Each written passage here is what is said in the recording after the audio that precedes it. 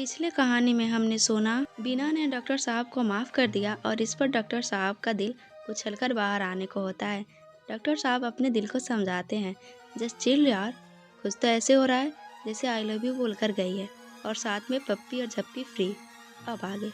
इतना सोचकर वो सोने की कोशिश करने लगे, पर उन्हें नींद नहीं आ रही थी। उन्होंने एफएम चला दी। एफएम वाले भी ऐसा ही गाना बजा रहे थे। कहते हैं ना कि सावन के अंधे को हर तरफ हरियाली ही हरियाली दिखती है। कुछ ऐसा ही हाल हमारे डॉक्टर साहब का। उन्होंने एफएम को बंद किया और सोने के लिए चले गए। दिन भर की थकान में डूबे हमारे डॉक्टर साहब को जल्दी ही नींद आ गई। अगले दिन से लेकर शाम तक सभी बिजी रहे। आज शाम में संगीत और कल शादी की फाइनल तैयारी जो थी, ताकि लास्ट मोमेंट पर कोई कमी न रह जाए। इसी बीच डॉक्टर साहब के सामना कभी कभी बीना से हो जाता तो उसे ऐसा ही फील होता जैसे गर्मी की लूक भरी दोपहरी में सावन की शीतल बयार बह रही हो। सबको बेसब्री से शाम का इंतजार था, जिसमें कशिश और रजत अलग से शामिल थे। फाइनली शाम में संगीत शुरू हुआ। कृपा बीना और अपने कजन के साथ आई। आज कृपा बहुत ही प्यारी लग रही थी। उसने हल्के गुलाबी रंग का लहंगा पहना हुआ था और उसी के अकॉर्डिंग लाइट मेकअप किया था, जबकि हमारी बीना अपने फेवरेट लेमन कलर का पटियाला पहनकर अपने बालों को खुला छोड़ दिया था। बिल्कुल लाइट मेकअप में आज हमारी बीना कहर ढा रही थी। बारी बारी से सबने मस्त डांस किया, पर हमारे डॉक्टर साहब कभी इन सब झंझटों में नहीं पड़े थे। उन्हें कोई आइडिया ही नहीं था कि क्या करें। कपिल ने उसे सुझाव दिया, कृपा को जो अच्छा लगे वही कर, आखिर ये फंक्शन उसी के लिए है ना। यह आइडिया हमारे डॉक्टर साहब को अच्छा लगा। अपनी बारी आने पर उन्होंने अपने हाथ में माइक लिया और बोलना शुरू किया। आज उस लड़की के लिए बहुत खास दिन है, जो हर चीज में आधा हिस्सा लगाती थी। शरारत वो करती और डांट मुझे पड़ती। कॉलेज में डॉन बनकर सबसे पंगा लेती, मुझे स्कूल के टीचर से माफी मांगनी पड़ती। धीरज के इतना कहते ही कृपा के आंखों में आंसू छलक आए। इससे जब भी कुछ सिफारिश करवानी होती थी पापा से तो मुझे आगे करती थी। और हाँ, आप लोगों को पता है, आदित्य भी इसी सिफारिश का रिजल्ट है। फिर मैंने ठान लिया, ये मुझे बहुत परेशान करती है, इसीलिए अब इस परेशानी की गठरी को आदित्य के माथे डालना ही ठीक है। कृपा ने खुश होते हुए कहा, आई लव यू भाई, I love you so much. तभी डॉक्टर साहब बोले, अब ये छोड़कर मुझे जा रही है। और इतना कहते कहते उनकी आंखें भर आई। वहाँ कोई भी ऐसा नहीं था जिसकी आंखें नम नहीं थी। तभी धीरज ने गिटार उठाया और गाना शुरू किया। फूलों का तारों का सबका कहना है, एक हजारों में मेरी बहना है, सारी उम्र तेरे संग रहना है। गाना खत्म होते होते कृपा दौड़कर स्टेज पर पहुंच गई और धीरज को गले लगाकर जोर जोर से रोने लगी। तभी बैकग्राउंड म्यूजिक चेंज हुआ और चारों तरफ सीटियां और तालियां बजने लगी, क्योंकि वहां पर बीना राधिका जी के साथ परफॉर्मेंस दे रही थी। कृपा भी अपना दुख भूलकर तालियां और सीटियां बजाने लगी। दादी ने नोटों की गड्डिया को उछालकर उन दोनों की नजर उतारी और हमारे डॉक्टर साहब अपने एक हाथ को अपने सीने पर और दूसरे हाथ को गाल पर टिकाए हुए बस बीना को ही देखे जा रहे थे और मन ही मन सोचने लगे, ये लड़की कोई मौका नहीं छोड़ती महफिल को लूटने की।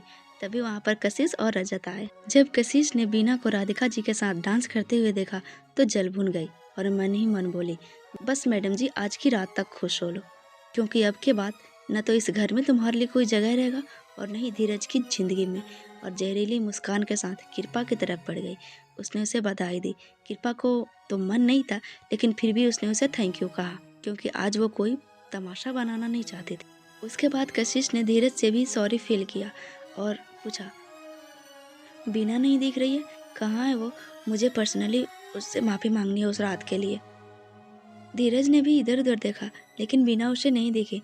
वो छत पर उस कोने में पहुंच गया जहाँ हलवाई ने अपना शमियाना बांध रखा था। वहाँ हलवाई तो नहीं था, लेकिन रजत और बीना उसे दिखे। बीना का पीठ धीरज की तरफ था, इसलिए वो धीरज को नहीं देख पाई। वहाँ रजत ने उसका हाथ पकड़कर उसे आई लव यू कह के प्रपोज कर रहा था।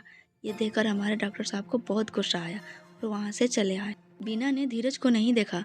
धीरज के वहाँ से जाते ही रजत ने कहा, मेरा काम हो गया, और वो भी वहाँ से नीचे आ गया। धीरज वहाँ से नीचे आकर सबके साथ शामिल हो गया, लेकिन उसके दिमाग में वही सब घूम रहा था जो उसने छत पर देखा। कृपा ने उसके कंधे पर हाथ रख के पूछा, क्या हुआ भाई, परेशान लग रहे हो?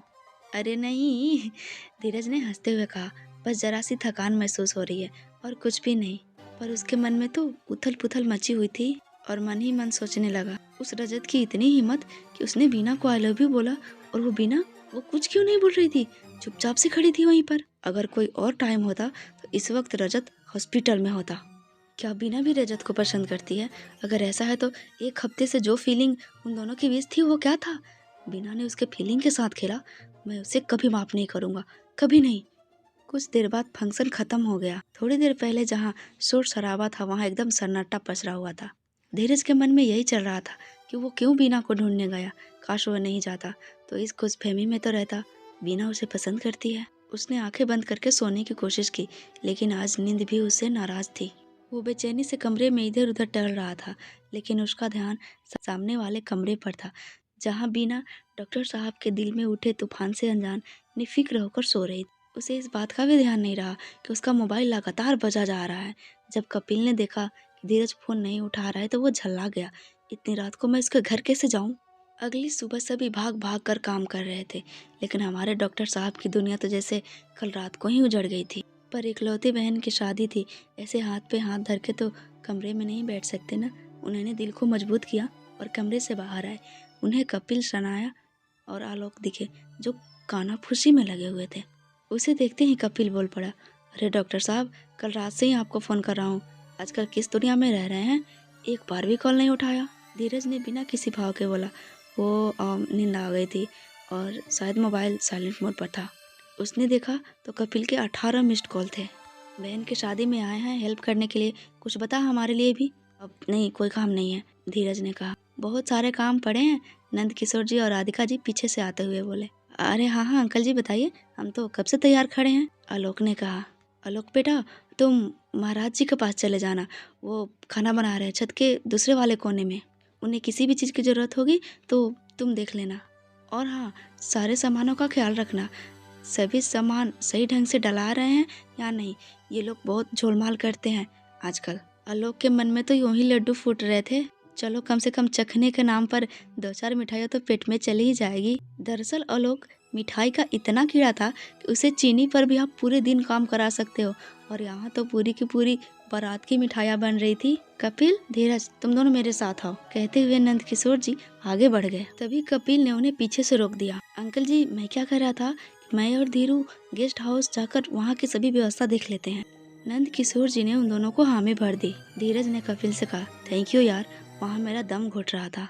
यह सुनकर कपिल मुस्कुरा दिया और उसने आलोक से हाई फाई करते हुए कहा, थैंक यू की क्या बात है, अब मैं भी डॉक्टर हूँ और मरीज को देखकर समझ जाता हूँ कि उसे क्या हुआ है। और ये कहकर कपिल और आलोक दोनों हंसने लगे।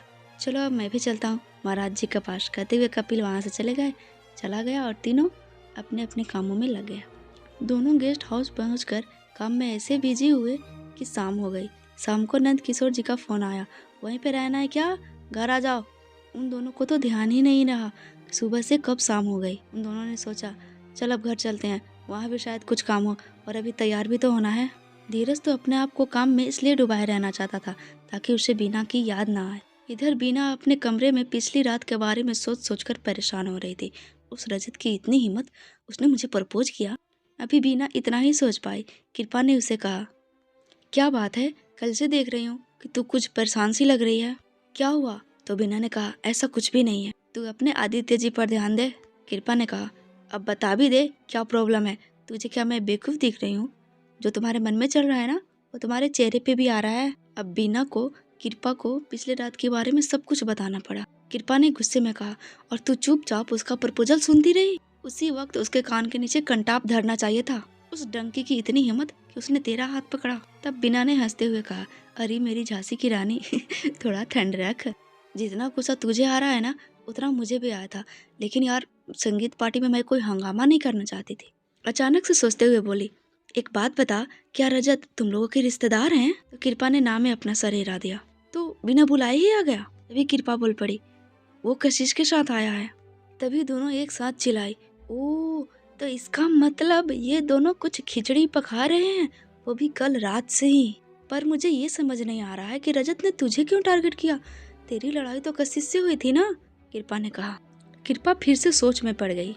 ये कॉलेज में 1-2 बार मुझसे बदतमीजी कर चुका है, बिना आगे कुछ और कर पाती। कृपा ने चिल्लाते हुए कहा, और तू मुझे अब बता रही है? देखा तेरा रिएक्शन, बस इसी वजह से हम तुझे नहीं बता रहे थे। बीना ने धीरे से कहा, तो दादी अम्मा अब चुप रहने का अंजाम देख रही है? उस गधे की इतनी हिम्मत हो गई कि वो तुम्हें घर में आकर आई लव यू बोल रहा है। कृपा ने खींचते हुए कहा, यार कुछ गड़बड़ है जरूर। कशिश और रजत का यहाँ एक साथ आना, ये दोनों जानबूझकर साथ आए और कशिश कल कुछ ज्यादा ही इनोसेंट बन रही थी। दोनों एक के बाद एक कड़ी जोड़ते जा रहे थे। तभी वहाँ पर बुआ जी पधारी और दोनों चुप हो गई। जल्दी तैयार हो जाओ, गाड़ी आ गई है। पार्लर नहीं जाना है क्या? जब बुआ जी ने उन दोनों को अपनी तरफ मुंह खोले हुए देखा, जैसे उन दोनों को पता ही नहीं कि कहाँ जाना है। इतना कहकर बुआ जी वहाँ से चली गई। बुआ जी के जाते ही बीना ने कहा, तुम चिंता मत करो, तुम्हारी शादी से फ्री होने के बाद इन दोनों को मैं निपटाती हूँ। उन दोनों ने अपने अपने शादी वाले कपड़े निकाले और गाड़ी में बैठकर रवाना हो गई। इधर बीना और कृपा गाड़ी से बाहर निकली और उधर कपिल और डॉक्टर साहब धड़धड़ाते हुए अपनी बुलेट पर घर के अंदर आए। घर के अंदर आते ही उन्होंने एक सरसरी नज़र से पूरे घर को स्कैन कर लिया, लेकिन वो नहीं दिखी जो उन्हें कल रात से ही नहीं दिखी थी। बाकी की सारी लड़कियां तितलियों सी उसके आसपास मंडरा रही थी। जब घर में इतना काबिल डॉक्टर मौजूद है और इत्तेफाक से हीरो लुकिंग है, तब तो शादी में मौजूद हर कुंवारी लड़की का राजकुमार तो उसके जैसा होगा ना। और घर में आने वाले सभी रिश्तेदारों की कन्याएं अचानक से सर्वगुण संपन्न हो जाती, ताकि बस डॉक्टर साहब की एक हाँ हो जाए और इसी साल में बैंड बाजा और बाराती लेकर पहुंच जाए। माँ से बात करने पर पता चला कि कृपा बीना के साथ पार्लर गई है। बिल्कुल, अभी तो उन दोनों को आने में टाइम लगेगा, तो बाकी सभी मेहमानों को गेस्ट हाउस पहुंचाना है। आलोक, कपिल पापा के साथ पहले गेस्ट हाउस पहुंचे बारातियों का स्वागत के लिए, और माँ और बुआ जी धीरज के साथ पीछे से आएंगी बाकी सारी महिलाओं के साथ। कृपा के साथ जो भी लड़कियां पार्लर गई हैं, जब वो तैयार हो जाएंगी तो धीरज या कपिल दोनों में से कोई एक जाकर उन्हें वहाँ से लेकर आएगा। कपिल ने कहा, लो जी, एक और फरमान मिल गया। मैं क्या कह रहा हूँ कि पहले इन सब आंटी लोगों को गेस्ट हाउस पहुँचाए, उसके बाद इत्मीनान से अपन भाई लोग तैयार होते हैं। नहीं तो इन सबको पहुँचाते पहुँचाते ही सारा सूट खराब हो जाएगा, आलोक ने सजेस्ट किया। तो कपिल ने कहा, हम दोनों से ज़्यादा चक्कर तू लगाएगा गेस्ट हाउस के, समझा? क्यों? मैं क्यों? आलोक ने कहा तो धीरू मुस्कुराते हुए बोला, वो ऐसा है आलोक बाबू कि हम लोग तो गेस्ट हाउस में जाकर एक गिलास पानी के लिए भी तरस गए, पर न जाने कहाँ से ये खबर आई हमारे कानों में, तुमने यहाँ चखने के नाम पर खूब मिठाइयाँ उड़ाई, तो थोड़ा सा वर्कआउट भी कर लो राजा। कपिल ने उसे छेड़ते हुए कहा, तो इसमें मेरी क्या गलती है? मिठाइयों की इतनी बढ़िया खुशबू आ रही थी कि मैं कंट्रोल नहीं कर सकता। आलोक ने अपनी सफाई दी और गाड़ी की चाबी लेकर माँ के पास चला गया। धीरू, कृपा और उसके सहेलियों को लेने तो तू ही जाएगा, माँ ने कहा। तो डॉक्टर साहब ने गुस्से में कहा, मैं नहीं जाने वाला। उसने कपिल से कहा, तुझे जाना हो तो जा, मुझसे मत पूछना। तो कपिल उछलते हुए बोला, ओके नो प्रॉब्लम, अगर तू नहीं जाना चाहता तो ठीक है, मैं चला जाऊंगा। इसी बहाने सोनम से बात करने को तो मिलेगा और वो आज उनसे पहली मुलाकात होगी, फिर आमने सामने बात होगी, फिर होगा क्या क्या पता क्या खबर। गाना गाते हुए वहाँ से निकल गया। थोड़ी देर में धीरू और कपिल तैयार होकर आ गए। कपिल ने अलग दिखने की चाह में कुर्ता पैजामा पहन रखा था, black colour with golden work, और वो सच में अलग दिख रहा था। और 3 पीस सूट, हल्के गिरवे रंग की टाई, एकदम लाइक हीरो। कपिल ने उसे देखा तो सीटी बजाते हुए बोला, बिल्कुल सही जा रहे हो डॉक्टर साहब, साला तुझे देखकर तो लग रहा है कि अपने ही गौने में जा रहे हो। डॉक्टर साहब मन में मुस्कुराए और सोचने लगे, काश काश ऐसा होता तो, पर क्या करे, अभी शायद ये पॉसिबल नहीं है।